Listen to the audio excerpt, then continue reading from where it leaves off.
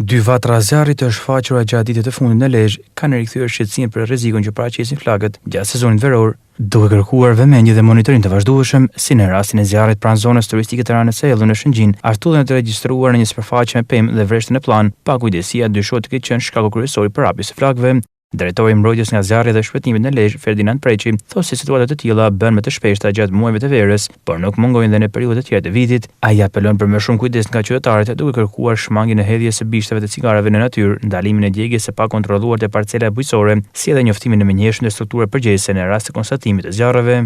Në të dyja rastet janë shmangur problematika që mund të vinin përsa përket zjarrit masiv, ku po flasim vetëm për pjesën e Shëngjinit, ku kishte shumë hoteleri do me thonë të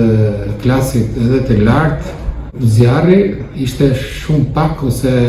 disa metra larg këtyre rrjete hotelerisë. Impakti në pjesën e pushuesve, në pjesën e atyre që e frekuentojmë është tepër negativ, ndaj struktura e shërbimit ka një vëmendje shumë të shtuar për sa i përket pjesës së Bregdetit, ku her pas here bëjmë edhe patrullime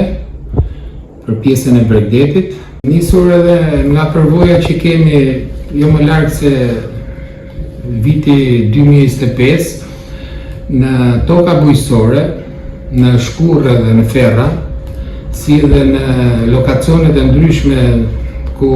grumbullon mbetjet urbane, kemi identifikuar dhe kemi ndërhyrë në 335 raste. Dhe mendoj që shumica e këtyre rasteve mund të kenë nisur si jo si zjarrënie tipike të qëllimshme,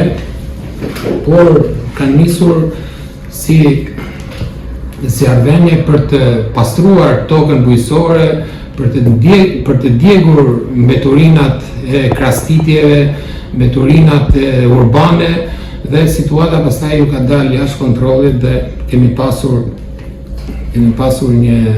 numër relativisht të lartë ndërhyrjesh. Në Lezhë vjen monitorimi i zonave me rizikë të shtuar, ndërsa apelohet për përgjegjësi qytetare në mënyrë që sezoni veror të kalojë pa episode që rrezikojnë mjedisin, ekonominë lokale dhe sigurinë e banorëve.